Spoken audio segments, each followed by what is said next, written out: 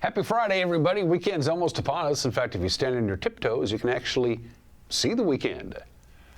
I'm Dan Kuntz. 20th day of February 2026 is upon us. It's cool. It's 23 degrees here in the Wenatchee Valley, but it's downright balmy compared to other locations in our viewing area.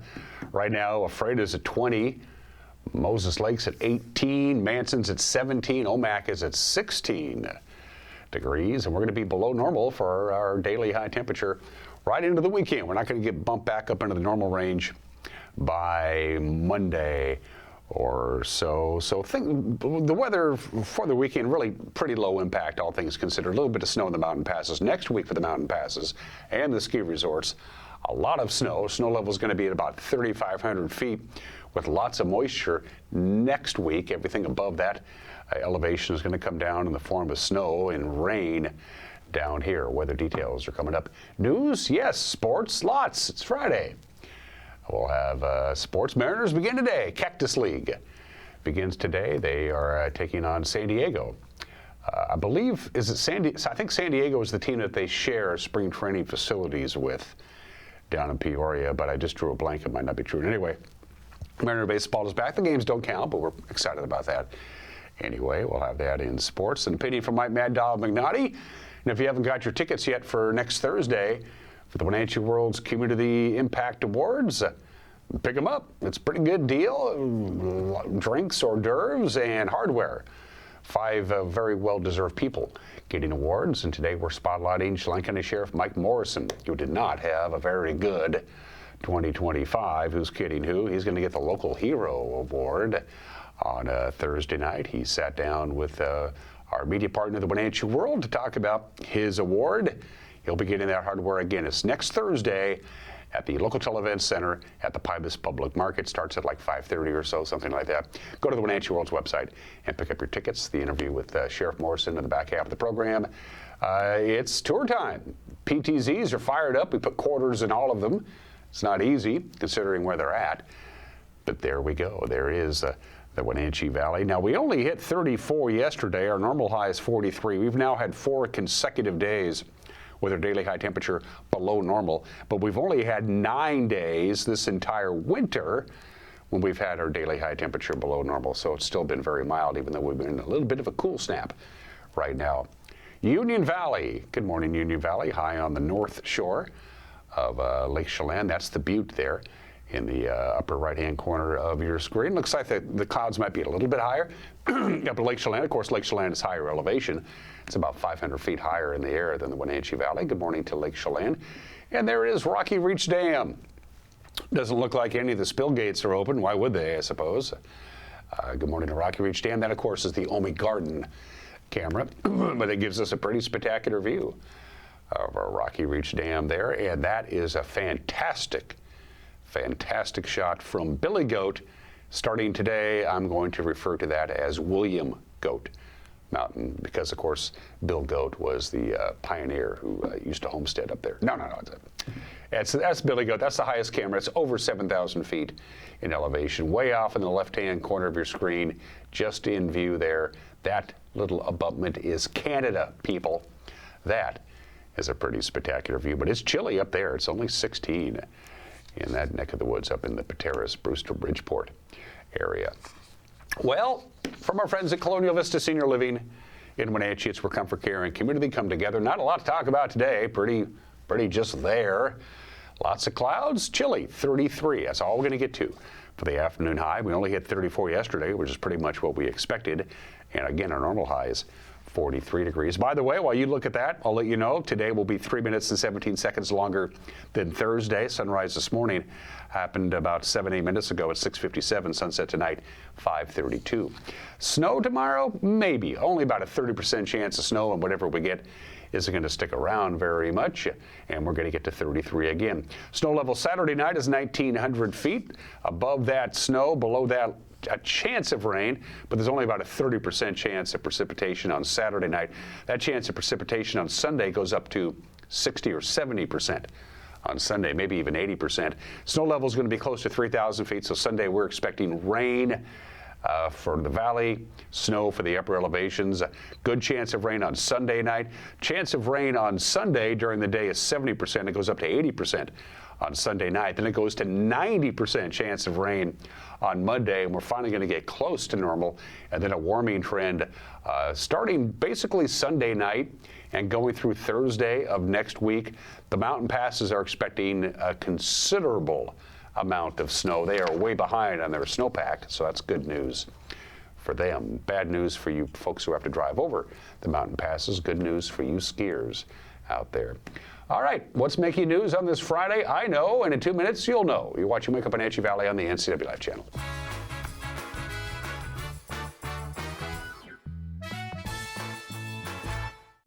Your favorite local channel is now available for free on your smart TV and connected streaming devices. Watch live programming and catch up with the latest shows on demand. See the local stories that matter to you. NCW Life, now on Roku, Fire TV, and Apple TV.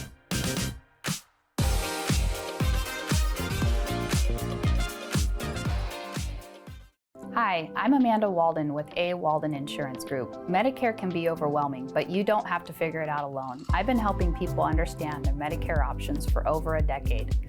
Medicare isn't a one-size-fits-all. I'll help you understand your coverage options so you can feel confident in your decisions. Let's find the right Medicare plan for you. Call me today or come and see me at my office located on South Chelan Avenue in Wenatchee between the YMCA and the Social Security office. I look forward to meeting you soon. We've all dreamt of moving somewhere new. But what are home prices like? How are the schools? What are the state income taxes? And how's the weather? For all your questions, the Coldwell Banker Move Meter has answers.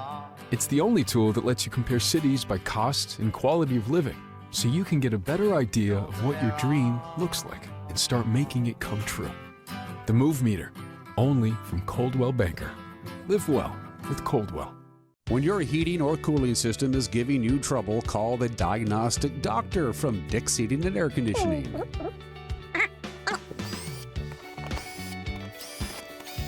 Here's the culprit right here. All joking aside, when you call Dick's, you're calling 35 years of experience at customer service right here in the Wenatchee Valley. Dick's strongly believes in repairing before replacing, and they service all major brands of HVAC units.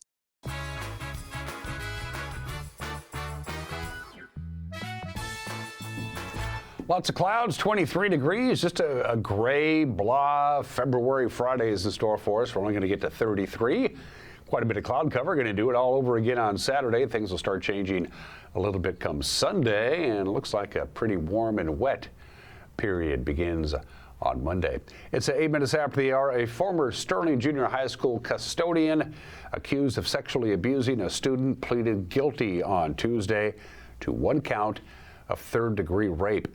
Our media partners, the Wenatchee World, reporting that 52-year-old Michael Ray Van Housen, he admitted to raping a 15-year-old boy back in February of 2022. Now, Van Housen was first arrested in August of 2023, but Douglas County prosecutors declined to charge him without further investigation. As part of the plea deal that was reached this week, the prosecutor's office will recommend a sentence of 1 year in jail, 36 months of community custody, 10 years sex offender registration, and a 5-year sexual assault protection order. Van Housen's sentencing is scheduled for March 16th. Starting Monday, a segment of 8th Street Southeast in East Wenatchee will be closed. From South Mary to South Nile, the closure will remain in place until June. They're going to construct the Harvest Hills Estates subdivision, and they need the room to do it. Nearby residents will need to follow the signed detour route around the project area. Residents whose driveways might be blocked by the work will be contacted 24 hours in advance so they know. More than 100 new homes are planned for Harvest Hills. Longtime resident Paul Marker, who grew up in the area, says he doesn't think the construction will be too much of an inconvenience. They're going to build a lot of homes in there. It's 40 acres. And I can't believe the changes in the neighborhood. It's just unbelievable, really. It all used to be orchards. Yeah. My granddad had cherries, peaches, some apricots. My dad had apples over on the green field there, and we were farmers. There's a lot of outlets, you know, around. They can come up Nile Street this way, or on the other side of Mary Street. And I'm sure anybody that lives within the area, I'm sure they'll figure out a plan for them to get back and forth to their homes and everything. They usually do. The Washington State Supreme Court ruled unanimously yesterday that Amazon must stand trial in a civil case accusing the online retailer of contributing to suicides. 28 families are suing Amazon over the sale of sodium nitrate linked to multiple deaths in 2020 and 2021. Sodium nitrate is used in laboratories and also to preserve meat. The plaintiffs say it's known to be used in suicides, and Amazon should have restricted its sale. Supreme Court Justice Helen Whitener wrote in the court's ruling that Amazon has a legal duty to avoid foreseeable consequences of selling sodium nitrate, and said the plaintiffs deserve to have their claims heard in court. A virtual town hall is scheduled for next week for 12th District constituents. It's your chance to ask questions of your lawmakers. Republican State Senator Keith Gaynor and Representatives Mike Steele and Brian Burnett will host the meeting. It'll be a Zoom meeting. The lawmakers plan to give an update on this year's legislative session and answer your questions. Participants, you can submit written questions during registration, and you are required, by the way, to register to join the Zoom town hall. The meeting is scheduled for Monday, 6 o'clock in the evening. It's expected to last about an hour. There is a link on our website to register for the town hall. Next week, our media partner, the Wenatchee World, will honor 5 local individuals and businesses in the Community Impact Awards, recognizing their good works in the Wenatchee Valley. It's Thursday, the 26th of February at the local Event Center at the Pybus Public Market. Alethea Writing Center, the nonprofit outreach that uses horseback therapy to help people with disabilities, they're going to take home the Community Connection Award on Thursday. Co-founder and executive director Nancy Greddy spoke with our own Josie Meats about the center's work. So it's been 15 years now since we started Alethea Writing Center. And when we started, I had a calling that I needed to do something with some horses that we had, and something meaningful and that would change lives. And we ended up having a young lady come out and ride a horse one day, and she happened to have a disability. And as soon as we saw that young lady on a horse, we knew that that was what we wanted to do, which was provide services for people like her that often were isolated and didn't have the same opportunities that other people in the community had. And so Alethea Writing Center came to be, and it started 15 years ago with 12 riders, 3 horses, and 1 person. And then over time, as the benefits became known, then it grew until today we're at about 100 participants every week, and 150 volunteers and 15 horses, and we have 3 different programs now. When you were first starting it out with that 1 rider, what were your hopes and what were your fears about kind of exploring this territory? The hopes were that we could really make a difference in the lives of people, and that we could show that this was an alternative type of therapy that would really work. The fear was that nobody would come, or that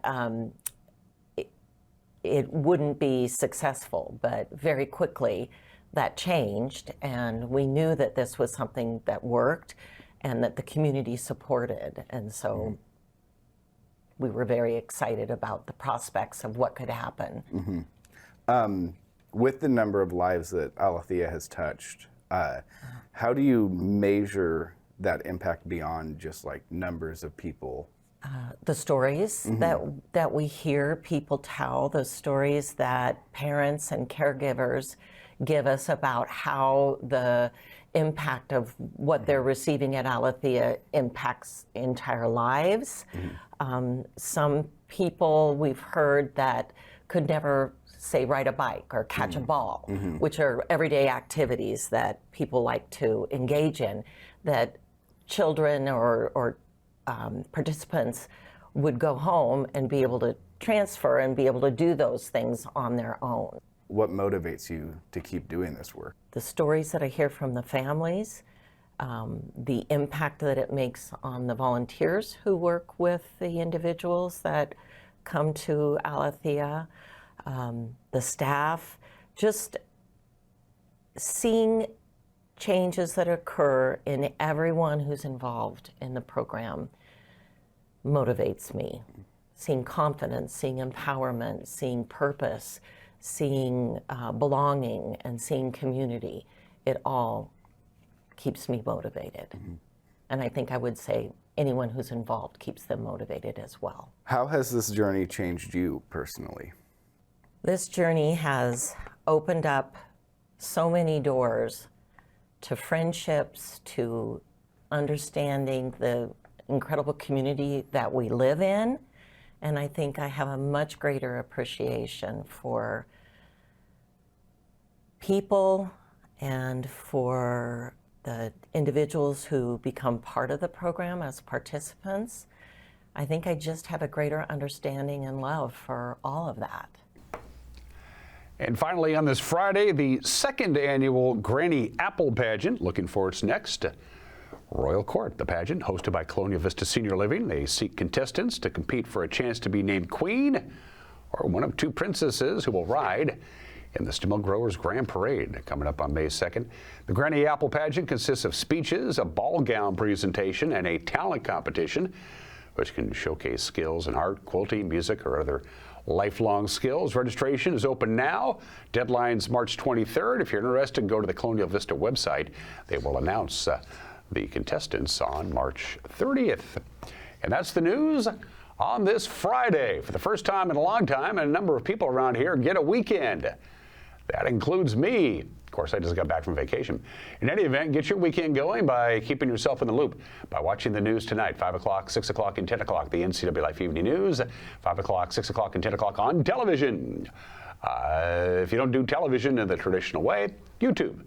Hop on over there. We'll put a link, by the way, to our newscast on our Facebook page. Of course, we have a homepage, and we have an X, and we have an Instagram, and we're on all of those formats as you see there on the screen. And we have an email address, news@ncwlife.com, if you got a news tip. And we've gotten some pretty big stories from you, our viewer. Going to take a break and come back with Friday Sports. You're watching Wake Up Wenatchee Valley on the NCW Life channel.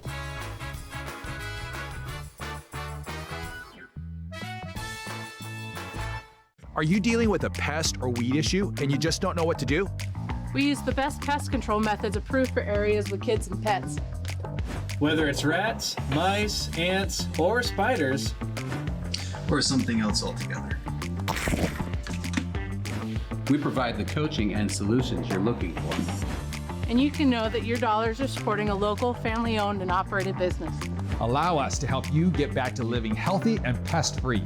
Harvest Valley Pest Control. Welcome to Mountain Chick Floral, your go-to flower and plant shop in downtown Wenatchee. Explore their wide variety of unusual and fun plants. And when you buy a plant in a container, they'll pot it up for you absolutely free. Birthday or weddings, they'll create the perfect floral arrangement for you. Brighten up your office with fresh blooms delivered to your door or business. Ask about floral subscriptions. Visit Mountain Chick Floral today, where every occasion is a reason to celebrate with flowers. For over 35 years, the Sangster family has been not only representing GMC, but the entire community. As one of the few family-owned dealerships in Washington, you can count on our personal integrity, which has spanned over 3 generations, to ensure your satisfaction. Sangster Motors stands behind everything we sell, from GMC professional-grade products and service from a professional-grade dealership. Remember, caring about your family is what brings you back to ours. Hey, welcome back to Save Mart. What can we help you find today? We're looking for a mattress. Oh, right this way. We got a large selection. We have this pillow top here. Oh, comfortable. We have more to choose from down here. Oh. I think I have the perfect one over here for you. I guess we'll take this one. You find find it at Sigma. Full service at a low, low price.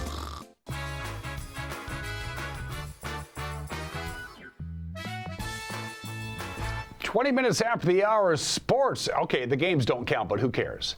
Major League Baseball is back. Cactus League gets underway today in Peoria with the two teams that share the same complex, Padres and Mariners. All they have to do is walk across the street. That's at 12:10 today on Mariners TV. And then the Giants will be in Peoria tomorrow on Mariners TV. And then not televised Sunday, the Mariners and the Reds bring it back. Baseball, by the way, the Mariners don't play games that count for another month, but we'll take it when we can get it. Women's college basketball yesterday, Gonzaga rolled over Washington State 75-50, and it wasn't even that close, really. And UCLA proved why they're one of the best teams in the country. They clinched the Big Ten regular season title in LA by rolling over the Huskies 82-67. Your women's college basketball schedule, a couple of games tomorrow, one game on Sunday. Oregon State will host Wazoo. That's tomorrow at 1 o'clock on ESPN+. Also on ESPN+ tomorrow at 2 Pacific. We'll have Gonzaga coming to town, and then Nebraska will be at Heck Ed on Sunday at 12 noon on the Big Ten Network in women's college basketball. Men's college basketball schedule, there were no games yesterday. Pacific will be at number 11 Gonzaga. That's Saturday at 6 o'clock. That is not, by the way, on television for reasons I don't know. If you got Peacock, you can watch the Huskies take on the Terrapins Saturday at noon. And then also on Saturday at 7 o'clock in the evening on ESPN2 with St. Mary's at Wazoo. Congratulations to the Eastmont Lady Wildcats. They had the tall task of going down to West Valley and having to beat the Rams to stay alive for a shot at state, and they did it. Eastmont knocked off West Valley 54-48. Way to go, Lady Wildcats. Davis, by the way, wins the district title. No surprise there, 79-33. So Eastmont goes right back down to Yakima tomorrow. Eastmont at Eisenhower tomorrow at 6 o'clock. The winner goes to state. Go Wildcats. That was the girls' District 5 4A tournament. The boys' District 5 4A tournament. Congratulations to West Valley. They won the championship by beating Moses Lake 83-72. Sunnyside eliminated Davis 64-56. So Sunnyside will travel to Moses Lake tomorrow at 6 o'clock. The winner goes to state, and the losers' season is done. Both of these teams are already going to play on Saturday. It's a question of who they're going to play and when. This was a seeding game. Chelan defended their own gym by beating Wapato 76-67. So it's a crossover game. Chelan will host Lakeside out of 9 Mile Falls tomorrow at 2 o'clock. The winner goes to state. The girls' District 5 2B tournament is Saturday. Some games at Wenatchee, some games at Eastmont. Brewster will take on Cleon at Wenatchee High School at 6 o'clock tomorrow night. Both of those teams, win or lose, are going to state. Same deal with Mapton and Lake Roosevelt. They'll do battle at Eastmont at 4 o'clock. Win or lose, both teams are going to state. But whoever wins Okanagan and White Swan at Wenatchee High School at 3 o'clock tomorrow afternoon will go to state. The loser's season will come to an end. The boys' District 5 2B tournament. Both games on Saturday. Wenatchee High School will host Okanagan and Tri-Cities Prep. That's at 4:30. There's a lot of basketball tomorrow at Wenatchee and Eastmont High Schools. Both of those teams are already guaranteed a shot at state.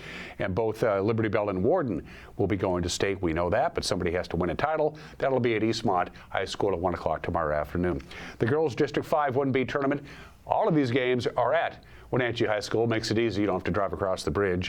Today, it is Waterville-Mansfield taking on Pateros. That's at 5:30. Both teams will be going to state. And then tomorrow, in a loser-out game, it's Wilson Creek and Moses Lake Christian at 11 a.m. Again, both of those games at Wenatchee High School.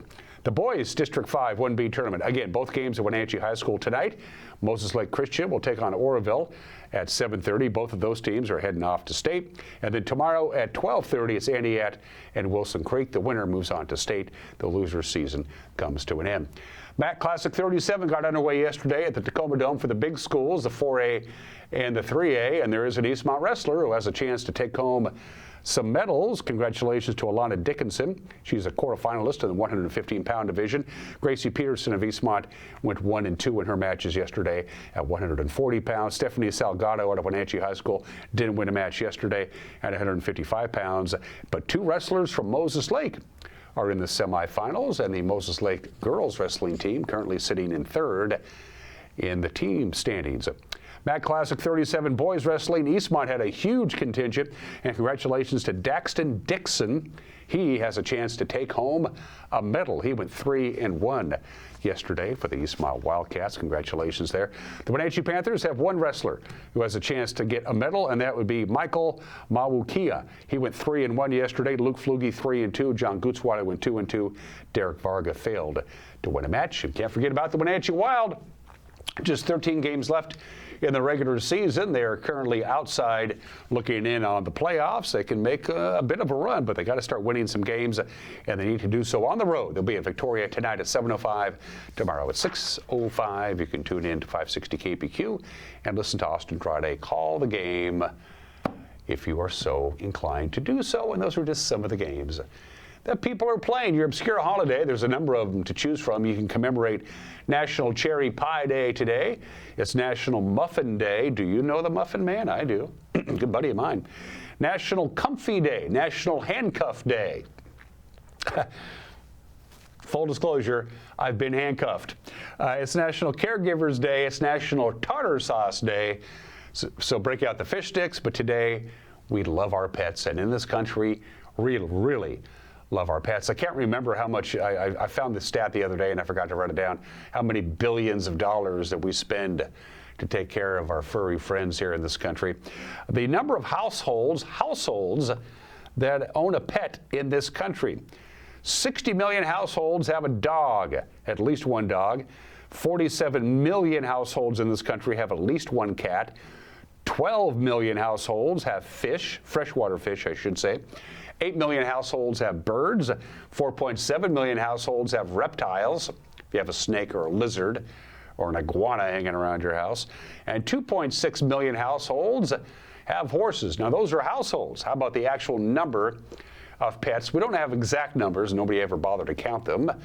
But as far as actual number of animals in this country that are owned by other people, 140 million freshwater fish. Makes sense. Don't take up a lot of room, and you can stick a bunch of them in a single tank. 94 million cats, 90 million dogs, 20 million birds, 20 million saltwater fish, 9.5 million reptiles, and there are about 7.7 million horses that are owned by people. And of course, pets are pets. We love our pets. I shouldn't say I'm suspicious of people who don't have animals. Some people it doesn't work out for any number of reasons. But if you love your pet today. You should probably be doing that every day. The pet can pick up on these things, 28 minutes after the hour today in history. Whenever anybody goes to New York City for the first time, I always advise them, you have to go to the Met. You have to go to the Met. It has to be in your top 5 things to do in New York City. The Metropolitan Museum of Art, the largest and most visited museum in this country, opened its doors on February 20th, 1872. It is spectacular. You cannot do the Met, by the way, in one day. It's at least 2 days, and 3 is even better. Admission for anybody to get into the Met was free until March of 2018. If you do not live in New York City or in New York State, you now have to pay $30 to get in. If you live in New York State, you still have to pay to get in, but it's pay whatever you want. You can pay a penny, you can pay $100, it doesn't matter. So they do charge admission for residents of New York, but you can pay whatever it is you feel like paying. Go to the Met. That's what I always tell people. It is pretty spectacular. 1962. 64 years ago today, the Soviets had beat us to it. The Soviets had already put not one man, but 2 men in orbit around the Earth. We had fallen behind in the space race, so we got caught up a little bit on this day in 1962 when John Glenn, aboard Friendship 7, became the first American to orbit the Earth. He made 3 orbits. It took him 4 hours and 55 minutes. So we finally put a man in orbit, and of course it made John Glenn an international celebrity. In broadcasting, for years and years and years, we had the emergency broadcasting system that was changed about 25 years ago, maybe even longer than that, to the emergency alert system. So if you're watching TV, you see that little red thing. This is a test of the emergency alert system. They have to do weekly tests and monthly tests. But before that, it was the emergency broadcast system. And on this date in 1971, which was a Saturday morning, The EBS, the emergency broadcast system, was accidentally activated erroneously. It was supposed to be the weekly test on that Saturday morning, and all the stations, radio and television, they're told well in advance, Saturday morning, February 20th, we're going to do our weekly test. It's just a test. Well, the guy who loaded the tape into the machine that would trigger the test loaded the wrong tape. He loaded the tape that actually triggered a national emergency like it was the real deal. It was a complete and total fiasco. About half the stations got it and ignored it because they just thought it was the weekly test. It took 40 minutes to get everything figured out. Other stations never got the emergency alert at all, and other stations got it and didn't follow the necessary procedures. Maybe one of the reasons we don't have the emergency broadcast system anymore. Of course, the emergency alert system now works on your phone and on your computer and stuff like that. Technology marches on. It's 31 minutes after the hour. Birthdays. Born 99 years ago today, the legendary Sidney Poitier. He was so good in the Heat of the Night. The sequel to In the Heat of the Night, they call me Mr. Tibbs. Not so good, but guess who's coming to dinner? Humanitarian work, the legendary Sidney Poitier. Born in this state 99 years ago today. Lost him a few years ago at the age of 94. The round mound of rebound. Love him or hate him, he ain't boring. Charles Barkley. Happy 63rd to Charles. He's 63 years old today. Cindy Crawford is now in her 60s. And not just a pretty face, she was the valedictorian of her high school. Graduated first in her class and then got a scholarship to Northwestern for chemical engineering. That's not easy to get either. She went to Northwestern for one semester. Somebody said, you're too good looking to be a chemical engineer. You should become a model, Cindy. And she became a model, but she's really smart. And she's 60 years old today. Life is good for Justin Verlander, one of the greatest contemporary pitchers anywhere. Whenever he's pitching, and even though he's now 43 and he's probably in his final year, he just signed with the Tigers about a week ago, the team that he started his Major League Baseball career in. He's probably done after this year, but Justin Verlander has this unique claim to fame. He is the only player in the history of Major League Baseball to win more than one World Series championship, an MVP award, a Rookie of the Year award, and multiple Cy Young awards. Nobody has done that except Justin Verlander. Oh, and he's married to Kate Upton. Life's good for Justin. He's 43. I hope he has a good year this year. He didn't do very good last year with Houston, but I hope he has a good year this year. He's a great pitcher. And the second best-selling female recording artist of all time, only Madonna has sold more. Rihanna is 38 years old today. Robin Rihanna Fenty. Nobody calls her that anymore. By the way, even though she's the second highest-selling female musician of all time, she is the wealthiest female musician of all time. She's worth, as of this morning, about $1.6 billion. And she's not married to Justin Verlander. For Heat and Air, call Alpine Air. For Heat and Air, call Alpine Air. They are our platinum sponsors. If you're going to have a platinum sponsor, you might as well have a business with the reputation that Alpine Air has. Thank you, Alpine Air. Maybe they're too good for us. Going to take a break. Mike McKnight's got an opinion, and then Sheriff Mike Morrison, who was in the news last year for all the wrong reasons, is going to get some hardware on Thursday night with the Wenatchee World's Community Impact Awards. He is the recipient of the Local Hero Award. He sat down with us about a week ago to talk about that, and that conversation is next. You're watching Wake Up Wenatchee Valley on the NCW Live channel.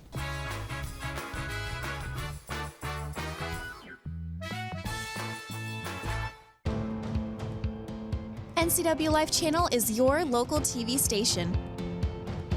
We believe in being the spotlight and mirror to the communities we serve in North Central Washington.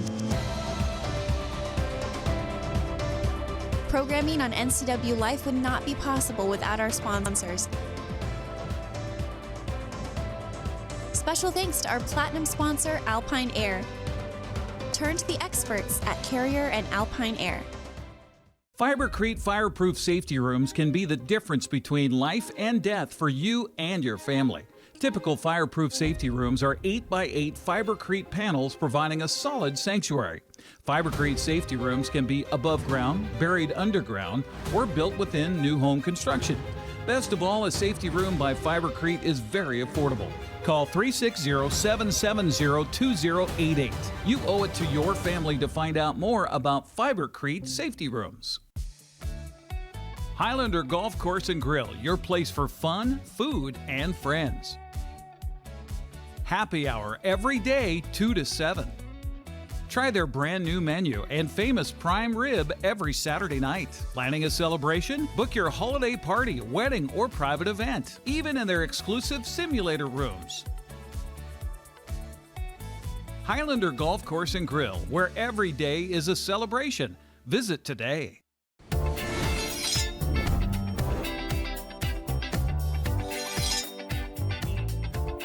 I'm Jen Mueller. Watch for my show, I Cook, You Measure on NCW Life. It's part cooking instruction, part entertainment, and all about connecting over food and wine with your favorite Northwest athletes. Watch I Cook, You Measure with Jen Mueller Mondays at 1, Wednesdays at 2, Fridays at 11 a.m., and Saturday and Sundays at 10:30 p.m. right here on the NCW Life channel.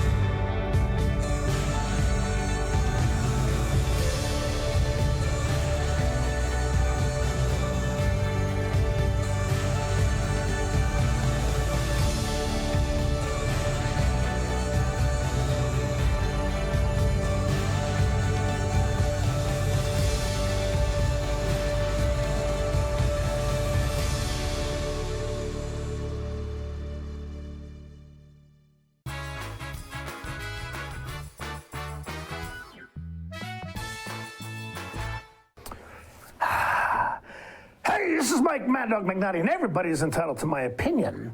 So you're at work, and it's your break time, and you just need a few minutes to decompress, and you open up Microsoft Solitaire, a game that's been on Windows for who knows how long. And, you know, but before you can play a simple solitaire game, some stupid ad comes on for another game you have no interest in playing, or for some drug that you can't take because you're allergic to it, or an ad for a vacation in Texas, which is the last place anybody on earth would want to go. But there's also a link to remove the ads for only $2 a month.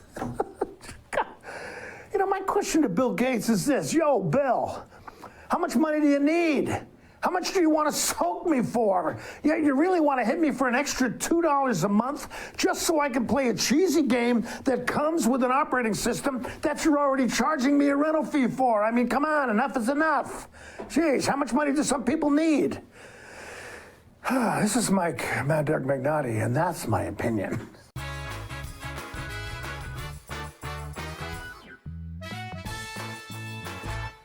Apple Valley Honda is bringing the future of driving to you. Introducing the all-new, all-electric Honda Prologue EV. Say goodbye to gas stations and hello to a whisper-quiet ride and zero emissions. The wait is over. Finally, a local option for a quality EV from a brand with a track record of exceptional quality and reliability. Experience the Honda Prologue EV for yourself at family-owned Apple Valley Honda. Stay close to home and visit us at Apple Valley Honda today for the life you live.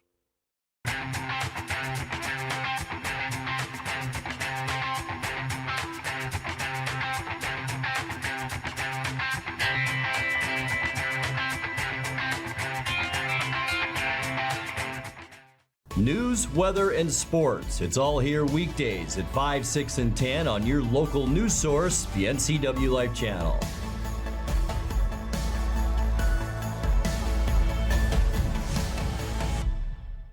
You trust the same doctor for your health and the same dentist for your smile. Trust Global Car Care to keep your vehicle running strong. We track your car's history so it gets the right care at the right time. With our 3-year, 36,000-mile warranty on parts and labor, you'll drive away with confidence. Global Car Care, your automotive experts. We service all makes and models, but specialize in Sprinter vans, Mercedes, Audi, Volkswagen, and BMW. Call or visit us today. Hi folks, welcome to Save Mart. How can we help you today? We're looking for a recliner. Okay, right this way. Go ahead and move this chase on the other side. You can lift this up here. Lifetime warranty. Great, I want that one. I would like that one. That's a great choice. And I want this one as well. Okay. And I definitely want this one. You'll find it at Save Mart. Full service at a low, low price.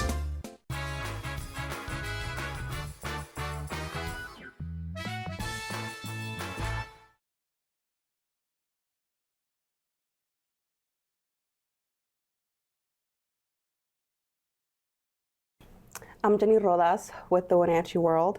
Joining me today is Sheriff Mike Morrison, Community Impact Award recipient. How are you doing today, Sheriff? Good, thanks for having me on. Good morning so far. Glad to see we didn't have a lot of snow out there, so good start to the day. How long have you served in law enforcement, and what ultimately led you to seek the role of sheriff? So pretty excited about it. January here marked 20 years in law enforcement for me. Of course, I'm just going on completing my 3rd year so far as sheriff. Next year, 2026, will be my 4th year for the first term, and it's been a good challenge, good journey. Certainly am proud of my decision to pursue law enforcement. I find it to be the most noble profession one can choose, and had that example just with my parents. My dad here retired last year. My mom's, of course, been retired for several years, and my uncle being in it. So I knew what I wanted to do from a young age, and I don't regret that decision. It's been fun. When you look back on the past year, what stands out to you before we get into the individual events? Oh wow, 2025 has certainly been a unique year, I'd say, for Chelan County. You know, we had our fires, which has started to become a norm for us, which is unfortunate, and it certainly stresses our community and our businesses. But then, you know, something unique this year was the flooding that we had, and then we had some new technology coming on as well, with new tasers coming on to our deputies and body cameras finally, which I think was a really big step for our administration to make sure that happened. I wanted to have that kind of transparency for our agency so they can see the kind of work, and when I say they, I mean our community can see the kind of work that we do day in and day out. And then of course, you know, the biggest story of the year was certainly the Decker case with Peyton, Evelyn, and Olivia unfortunately losing their lives. And then just the day-to-day challenges of agencies, whether you have staffing issues, and primarily we've been fortunate to at least have full staffing up to this point, or coming in to 2026, we'll have full staffing with all of our positions filled. But you're constantly looking at light duty, you're looking at maternity leave, paternity leave, which is of course a blessing. You always like to see your community grow. And then you look at light duty, and then PTSD is certainly an issue that our agency is starting to feel, and it's a statewide issue that's going on. So overall, it's another year in successfully. You saw our crime rates go down, our calls were down, but we have better equipment, more people on the street, and we're going to try to work. You know, budgeting is always a challenge. I know that our county's dealing with some major financial issues, but overall, 25 presented a lot of challenges, but we came through at the other end upright and still able to meet the community's needs.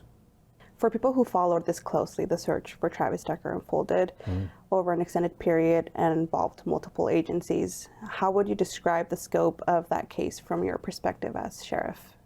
Massive. I mean, we had international outreach. Had some friends that were in the Maldives and actually had called me and said, hey, you're on television here regarding this, and that was surprising. But of course, you know, we had the concerns early on that there was a potential that he could have gone to Canada as well, trying to flee from us. And then of course you have the nationwide attention that accrued, and you saw a bunch of national media coming here to Chelan County, and then the fear that our citizens had to deal with, and you know, most important, the fear that Whitney and her family had to deal with losing not only their 3 daughters, but kind of the normal pace of life. And then the fear, is Travis still out there, and what's his plans next? So certainly it was a challenge on many levels. What decisions required your direct involvement as the investigation continued? Did anything keep you up at night? Agency cooperation, so you're looking also like at the federal level, the state level, the local level, and working with those partners. And it really was a benefit to see that we already had those relationships in place before, so I could reach out to the FBI, talk to them before in other cases. The U.S. Marshals was something new, but not new to our agency. We'd worked with them in the past and looking for other individuals. And most importantly, Chief Batiste and his agency with Washington State Patrol, their crime lab team coming on day one, helping us process the scene. And our investigative unit, I mean, they worked tirelessly on this case. They recognized the severity and the magnitude of it, that you had 3 young ladies that lost their lives, but also had been kidnapped to start off. So we knew that we had the potential for for a high-profile criminal case coming on. I had talked with the chief of Moscow Police Department with their case there with the University of Idaho Immersion. We talked about the similarities between it and some of the attention that came with the media coming here and the scrutiny that came with it too. We recognized that not only did the family want answers and wanted justice for their daughters there, but also the community wanted to make sure that that sense of security and solitude that we have here in Chelan County was restored. We did eventually get there. It wasn't at the time frame that I wanted to see, but I recognized going into it that there was a potential this could go on for years if we didn't find him. I was talking with a friend of mine that had been a part of the Atlanta bombing search for, I think it was Eric Rudolph was the name of the suspect there. That took over 5 years finding him, and I could just imagine the strain and the stress that they were dealing with there on an agency level, the FBI. And I think about it, you're looking at Chelan County Sheriff's Office, which is a medium-sized agency, and then you're looking at a large agency, which is, some would consider to be the benchmark when you're looking at the FBI and just their resources. And how are we going to take on a case that had such far-reaching parameters there? So certainly recognize that it was going to be coordinating with all the entities, whether it be the U.S. Forest Service, the Marshals, the FBI. You also had the Army's Criminal Investigation Division in there. You had Border Patrol. You also had HSI that was also assisting us in the beginning. So trying to keep all those resources focused on point, and then also staying focused on the criminal aspect of it. That we did have a criminal case that was coming up and a family that deserved appropriate representation and a solid case. Looking back now, are there any moments from the investigation that still stay with you? Absolutely. I mean, we lost 3 young ladies, Paitlin, Evelyn, Olivia, that will stay with me. I think not only the rest of my career, but the rest of my life. And I know I talked with Whitney a little bit offline, and I mean, what I'm feeling doesn't, it just pales in comparison there that she lost her daughters. And that's just a life-changing event, but certainly this is something that I know will stick with me for the rest of my life. You've already seen it having a major effect on some deputies within our agency and our community.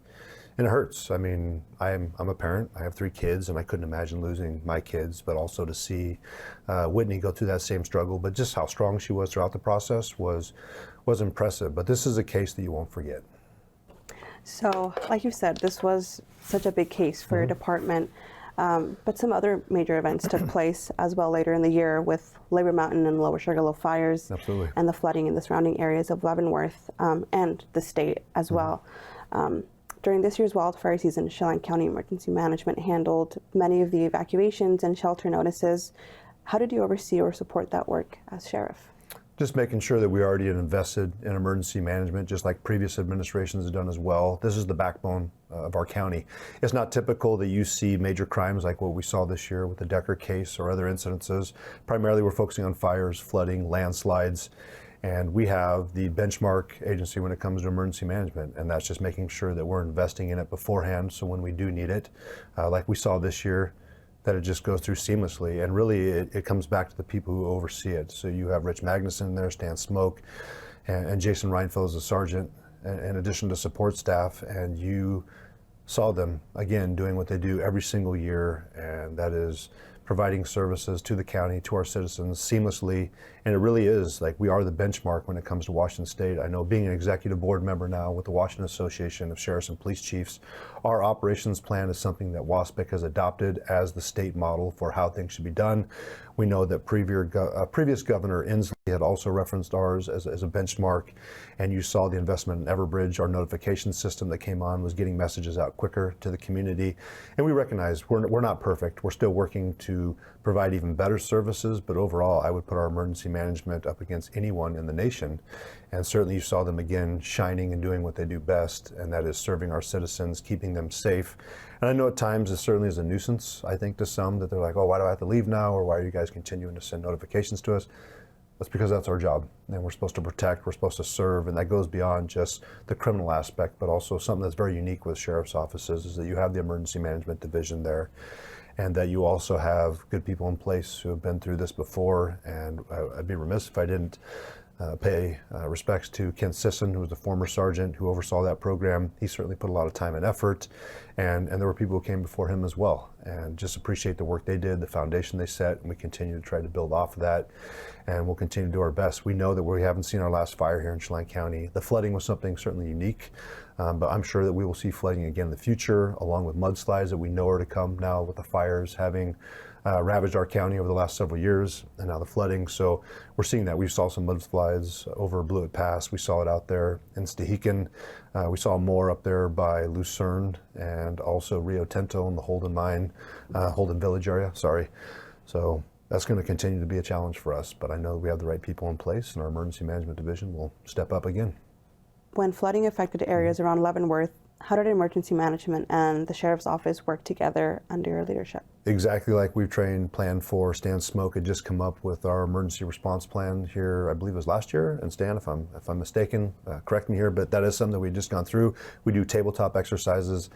And clearly we also know too that we don't have the answers. We can reach out to other counties. We recognize that Chelan County was not the most affected county within the state, but I will commend Senator Cantwell, Senator Murray, Congresswoman Schreier, and even Governor Ferguson in his office. They were quick to reach out to us and say, what do you need? What can we do to help out? And really appreciate it. Again, it shows partnerships in place, that they do come alongside us when we need them, and that our department was there and able to do what they needed to do. And now you see FEMA also stepping in to assist and help people with cleanup. So we will continue to rely on, of course, our past experiences, and then also learn from those past experiences. How can we do it better in the future? But overall, emergency management stepped up, did their job again, communicated well, has continued to coordinate, even with Public Works now that we're talking about disposal of items that were damaged during the floods. And our deputies continue to answer calls 24/7, 365 days a year.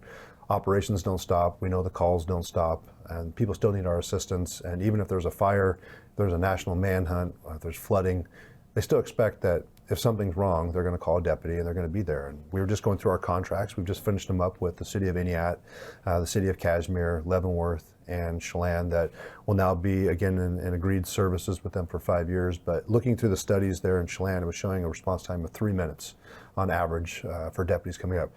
I would put that up against any other sheriff's office in the state. That's very impressive, and that is just the men and women out there in their vehicles, answering the radio and responding quickly and effectively. So let's keep that up. When you think about the community you serve, what responsibility weighs heaviest on you as sheriff? Meeting the needs. We talked about the diversity of Chelan County. One thing I didn't mention is the amount of search and rescues that we have, whether it be on water, up in the mountains, or in the backwoods. That is also a requirement of the sheriff's office, which is very unique for a law enforcement agency, because you don't see that with the city. Typically, the search and rescue efforts come back towards the sheriff's office, and also having to deal with fires and flooding. And we recognize, as we've been watching the county go through some financial challenges, that every single year my budget has been reduced, simply because we recognize the collective bargaining agreements that are in place, wages and benefits, that's out of our control. That is what it is what the county agreed to, we agreed to, and the Deputies Association and the Supervisors Group has agreed to. So that has to be paid. The cost of patrol vehicles continues to go up. So when the county's trying to tighten their belt, there's only one other area they can look at, and that's operations-wise. And so as I watch the operations budget continue to be cut back, I wonder, when eventually do we get to a point where I can't provide the services that we'd like to provide for the community? And we recognize that the citizens of Chelan County are very fortunate. We have a low crime rate. We have an exceptional place to live. And there's certainly an expectation from their sheriff's office to be there and provide services that we've historically provided. But as things become tighter and tighter financially, that's going to be a challenge. And that's one thing that I put into our mission statement we provide with the resources entrusted to us, that I would love to promise, like you would with your children too, like we want to give you every single thing possible. But we're not, guys, eventually you can only do what you can with the resources you have. So that is one of the things that I have the biggest concern is, can we continue to meet the need? I've discussed it several times that in 2008 we had 68 commissioned deputies working for the Chelan County Sheriff's Office with a population around 70,000. Fast forward several years now, we have over 80,000. Our transient population is clearly increased. You see 4 to 6 million people a year coming to Leavenworth, over 2 million people a year coming to Lake Chelan. But I only have 59 deputies. That's fully staffed now. All of our positions are filled, but we're still shorter staffed than we were back in 2008. That's just, it's not realistic that we're going to continue to be able to meet the need. The reality is either the county's got to find more funding for it, and I know that Commissioner Hawkins has discussed the law and justice tax. I certainly wouldn't want to be in that position to have to suggest taxing our citizens. Being one of those citizens ourselves, I already feel like we pay a high cost to live here. But maybe the state's got to step in too. They've put a lot of mandates on us, and it's hard for us to financially keep up with that, especially on the training aspect. You know, we're up for that challenge, But if you just continue to ask more and more of your sheriff's office, eventually you're going to have to figure out someplace where can I not show up, and it's not going to be that big of an issue. And I don't see anywhere within our operations where that would be acceptable not to show up. So we'll do what we can with what we have provided to us. Well, I don't have any more questions to ask. Is there anything else you would like to add? Just I'm grateful for this opportunity to be the sheriff here for Chelan County. I haven't taken that responsibility lightly.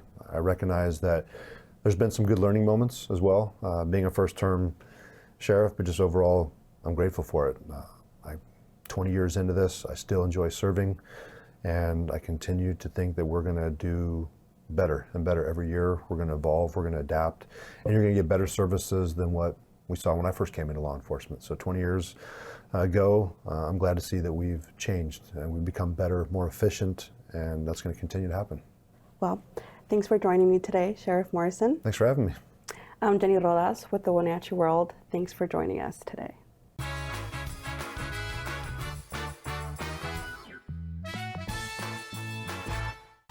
Your favorite local channel is now available for free on your smart TV and connected streaming devices.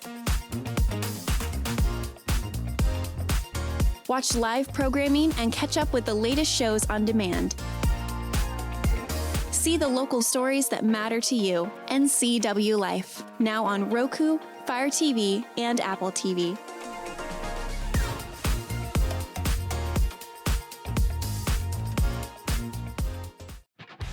You build more than projects. You build what communities rely on.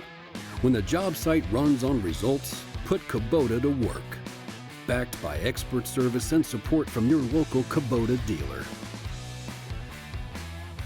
Right now, bring home select Kubota KX series with 0% financing available or save up to $4,800.